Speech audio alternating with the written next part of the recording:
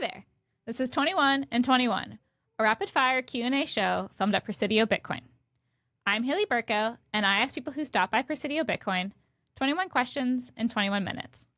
Today I'm speaking with Neha Narula, the director of the MIT Digital Currency Initiative, which supports research in cryptocurrency and blockchain technology. She also serves on Block's board of directors. Neha, welcome to Presidio Bitcoin. Hi, Haley. It's nice to be here. I'm really excited that you were able to jump on the pod today. I've followed you for a bit, but also you're on Block's board of directors, and I work at Spiral, which is part of Block. So it's very cool that you could come by. Yeah, it's really awesome to be here, especially when there's so many Spiral folks around. Yeah. Yes, it's a big week today, or this week with the Spiral team offsite. But yeah, thanks for coming in. So I'm going to ask you 21 questions in 21 minutes and start this clock. Yeah, let's do it. Let's do it. All right, let's go. Wow, it's counting down. So what brings you into Presidio Bitcoin? Steve invited me, and it sounds like a really cool place.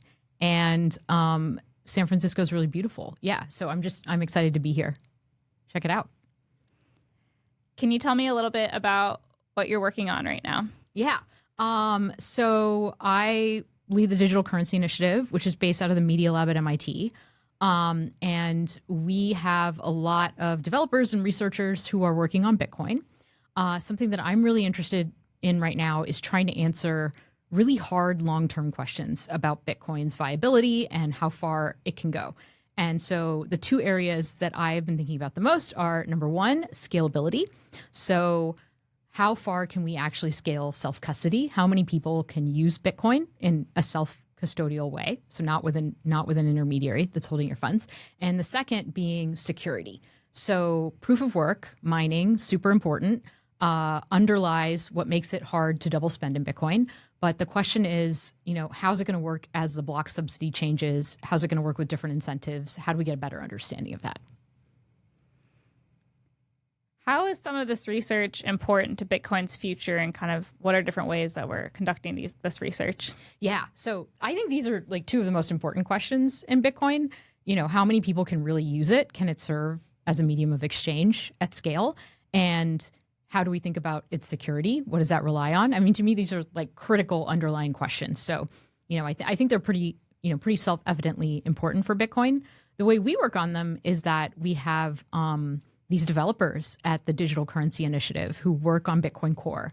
Most of them are pretty involved in what we call the plumbing or the maintenance, the day-to-day of Bitcoin Core, keeping it going, the build system, testing and fuzzing, different frameworks, different pieces of infrastructure. But some think a lot about research too. And we have this amazing student body at MIT. And so we can work with students and try to get them interested in research projects. That's great. How did the Digital Currency Initiative start, and kind of what was this connection to like MIT to begin with? Yeah, so there was actually a couple of students at MIT who got really into Bitcoin. Like I want to say 2012, 2013, they started a Bitcoin club. They started having club meetings. They started the MIT Bitcoin Expo, which continues to this day. And so they were getting like all the students at MIT really interested. Then they did this thing called the drop. So in 2014, they raised money to buy a bunch of Bitcoin and give every undergrad at the time $100 worth of Bitcoin. So they did it in different ways. Some of it was like you could submit an address. Some of it was you could get an account on an exchange. There were like all these different ways you could get it. They actually, a professor ended up writing a study about it later. I was kind of salty because I was a graduate student at the time at MIT. I did not get $100 worth of Bitcoin in this drop. I was mad they limited it to undergrads. But, what they realized, these students, realized was that, okay, all these kids are really interested in Bitcoin, but they don't really have any way of engaging with it beyond the club and beyond, using it. So they wanted to kind of kickstart this research initiative at MIT. And so the then director of the Media Lab started the Digital Currency Initiative. And, we've been through a lot of different iterations, and we've been in a lot of different directions, worked on a lot of different things. But yeah, that's how we started at MIT. That's so cool. I bet a bunch of people are very thankful for that $100 drop so long ago. Yeah. How did you become a Bitcoiner? Yeah. So It took me a little while. I had some friends who were very into Bitcoin from very early on. I don't know, I thought they were kind of crazy. Like I thought it was interesting, but I didn't really pay a lot of attention to it. I was in graduate school at MIT in computer science, and I finished grad school in 2015, and I was trying to figure out what to do next. And I was just kind of depressed. Like I was looking at all the jobs out there, and I was like, oh man, I really like working. I was working in databases and distributed systems. I really like this work. I like these intellectual questions, but man, am I just going to like go make some ad server faster? Or am I just going to like figure out how to serve, news feeds to people, like cut some milliseconds off of that? It just felt really unimportant. And then I read in the news, if you remember 2015, or I don't know if you remember this, but Bitcoin was in the news a lot because we were having this big debate about how to scale. And then the block size wars happened. And so I worked in scalability. And so I was like, oh, Bitcoin's having trouble scaling? What? Like, why? It's just a payment system. Why would that be hard? It's really easy to scale payment systems. And so then I started actually learning more about how Bitcoin worked. And I got super into it. I started learning more about our monetary system, about, banking and central banking. And I was just like, wow, I'd always thought that technology was the most powerful lever we had to change the world. And then I realized, oh, incentives are also an incredibly powerful lever. And when you marry the two together, it's even more powerful. So I was nerd sniped after that. It's definitely a rabbit hole that I feel like most people go down when learning about Bitcoin. Yeah, right? Yeah. Yeah. There's a lot to learn. Yeah. So much. It doesn't stop. No. What are you currently most excited by in Bitcoin and why? Okay, I think I'm excited by two different things. One is like deeply technical and one is more use case oriented. So last year I went to an event put on by the Human Rights Foundation, and I got to meet a lot of people who are really focused on the use case for Bitcoin. I met a lot of activists. I met a lot of people who had been debanked in their countries because, it sounds obvious once you say it, but it hadn't really occurred to me that one of the first things dictators do in authoritarian countries is that, they'll turn off people's bank accounts. They'll stop them from being able to transact. And these people had come very naturally to Bitcoin and stablecoins as one of the only ways that they could, make money, get donations, pay their employees, like survive basically, right? So that was super exciting to me. And hearing more about these use cases in the past year has just been really inspiring. And then the other area that I've been really interested in has been, I think there's been a lot of innovation in the types of things you can do in Bitcoin script. So Bitcoin has a very limited scripting language, right? It's part of the value proposition. We've always thought there were a lot of things you just can't do. And people are figuring out really crazy, exciting ways to do like just nutty things on top of Bitcoin. Some of it you might not agree with, but that's the beauty of a permissionless system, right? Is that people are going to do what they want to do. And if they're willing to pay for block space, then they're going to do it.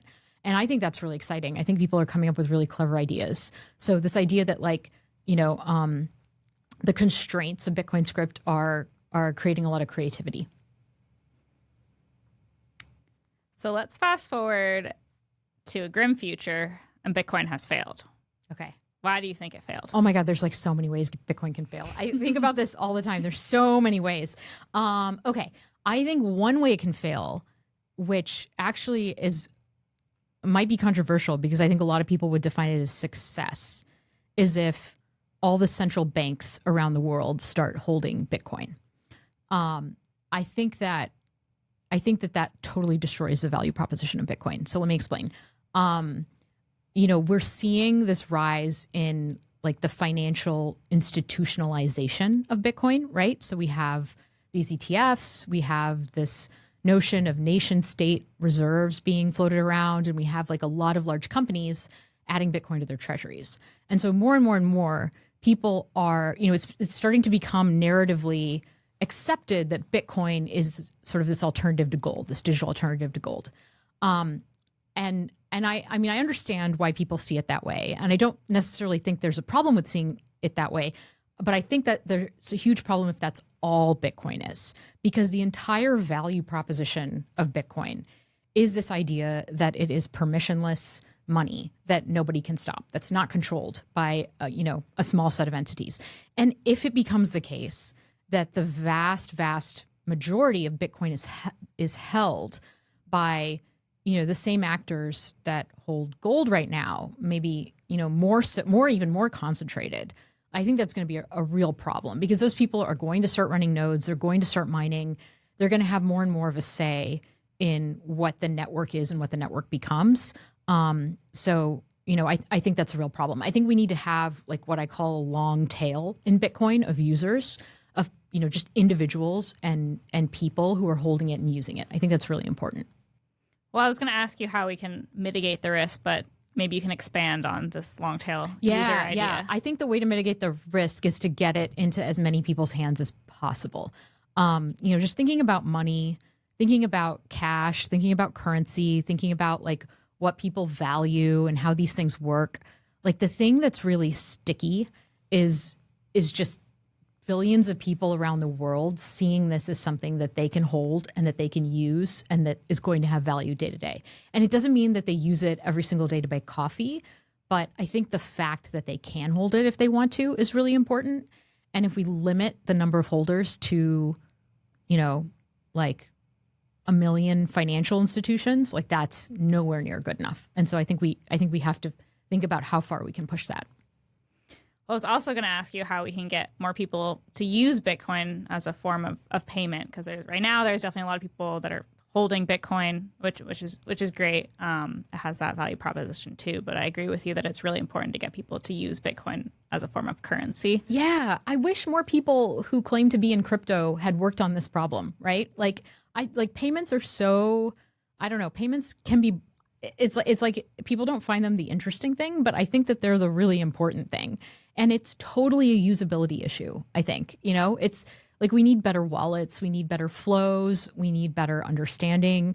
And instead of working on that, people built casinos, or even worse, they built tooling for casinos to make more casinos or to make better casinos or to make like trading all the tokens that like come out of the casinos. And, imagine if all of that energy had been put into making really amazing wallets. Like what would we have by now? But you can't control what people work on. So I think that, I don't personally work on usability and wallets and design, but I know a lot of that has come out of Spiral, and that, there is this Bitcoin design community. I think that's so important. Yeah. Yeah. The Bitcoin design community is super important. They're doing really great work. Yeah.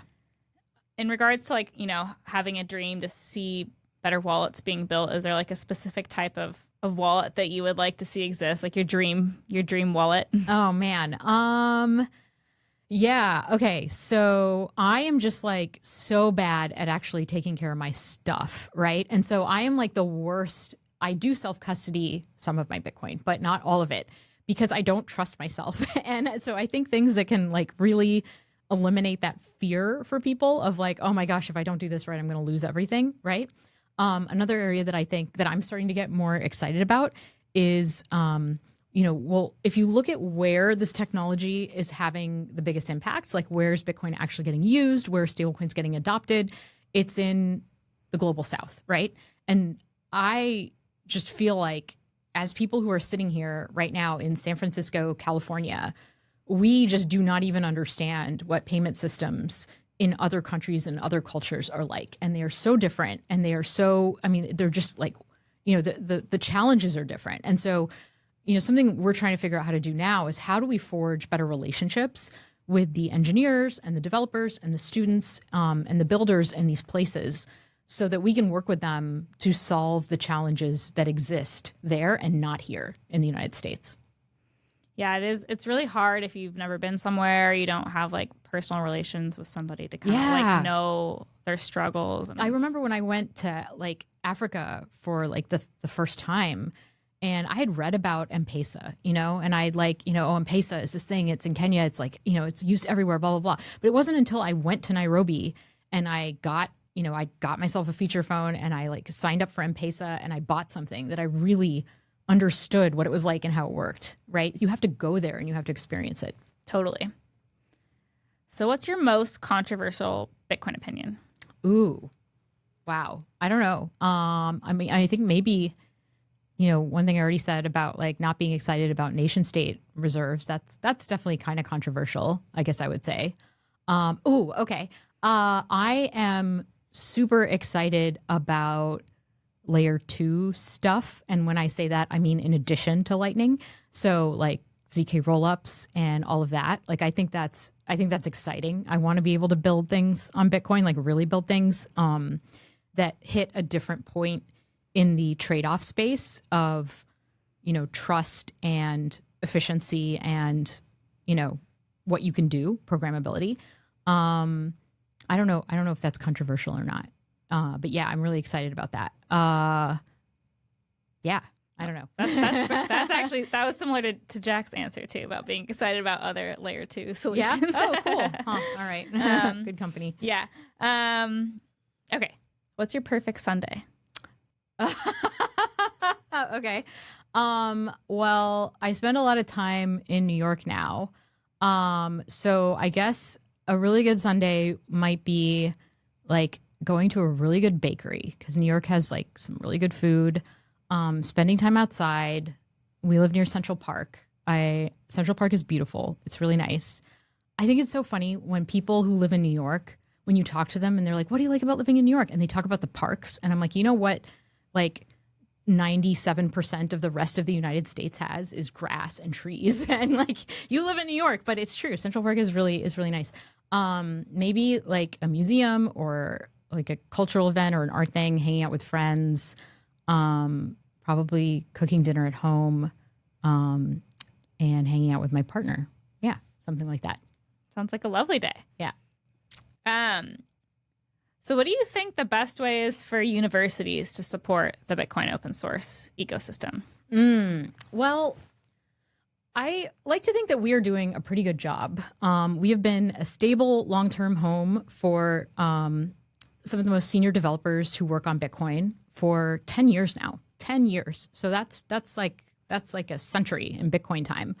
I don't know that universities should necessarily play that huge of a role in a specific open source project. I think what we're doing is pretty unique. I don't know if it should be replicated or not. I mean, I think if there's interest at different universities in replicating it, that's great, and they should. But what I would like to see is a shift in the value system in universities, because like what you have to understand is to get your PhD, to get tenure, you have to publish in a very specific set of conferences or journals. You have to do a very certain type of work. It's like very highly specialized. It's not the same conference or journal like across all of computer science even. It's like, there's like 50 of them.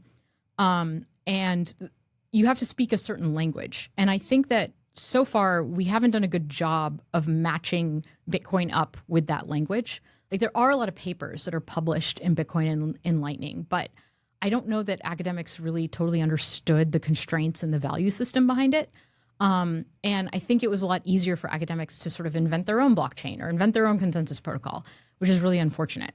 I hope as Bitcoin grows and becomes used more, there will be more of a research focus on it just because of impact. But I think we'll have to wait and see. Yeah. What do you think the role of stablecoins should be? I think stablecoins are pretty exciting. I know there's an argument to be made that they are actually, some people might say stablecoins aren't the end game. Bitcoin's the end game. 99% of stablecoins are the dollar. I think they reflect a demand for US dollars. Like there's just like this voracious demand for US dollars in the world. As an American, like this benefits me. So, it's hard to sort of, just totally go against that. But I also believe in, if people want something, we should be able to give them what they want. We shouldn't stop them from having access to what they want. And right now people want dollars. I do think just looking forward, like fast forwarding way into the future, there needs to be a more universal payment mechanism. I think we're both going to move towards more global currencies and like many, many more and fragmented currencies at the same time. Like I think we need, we'll probably have something will replace the dollar eventually. I think it'd be great if it wasn't just another nation state's currency. It would be very cool if it were something a little bit more neutral. Is Bitcoin a candidate for that? Well, I think it depends on how far it can scale. And then at the same time, I think that people are just going to have way more currency. It's just going to become super easy to launch currencies. It's going to be super easy to exchange them and trade them. So I think we'll see a lot more of them. So I think stablecoins are an important part of this journey. And if people want them, they should be able to access them. Who are some of your favorite Bitcoiners working in the space right now? Oh man, I just feel like this question's going to get me in trouble because I'm going to feel bad later because I haven't thought about this at all. Or if you could give someone a shout out on the show. Okay. I feel weird like naming specific people. There are definitely some people who taught me a lot along the way and have been very patient with me. So maybe I'll name some of them. So one is Jeremy Rubin. He taught me a lot about Bitcoin. He's a person at MIT who started the club and the expo. And he just answered all my stupid questions. Another person who answered a lot of my stupid questions is Taj Dryja. Even though I argued with him incessantly, he put up with it. I really enjoy collaborating with Ethan Heilman. I think he is like a lovely person to work with, so kind and such a good Bitcoin academic person. And then, I think that there have been a lot of other people in and around the ecosystem who have been really generous with their time and their energy and have helped me. And there's too many to name. Yeah. Totally get it. Well, that leads me to my last question. You almost made it. Yeah. So speaking of kind of like people answering your questions and on your learning journey, what advice would you give to people who are either just starting to work or learn about Bitcoin or thinking about entering the space? Yeah, I know there's so much to learn and to understand, and it's super challenging. Just keep going. And there's so many more resources out there now than there were 10 years ago. And there's so many different ways to get involved, too. Like, I love your story and how, the people here just like, it seems like they found a niche and they like stepped in. So things are so different now than they were 10 years ago. I think it's like, no matter what your skill set is, there's some way to get into it and get involved. Stay off of Twitter or X or whatever. I would definitely say that. It's just like super distracting. Try to find like pockets and communities of people that, that you get along with. Go to your local Bit devs, go to your local Lightning devs, things like that. And just Bitcoin's for everyone. Yeah. Love it. Well, where can our listeners like follow you, learn more about you, connect with you if they want to? Yeah. So the website for our org at MIT is dci.mit.edu.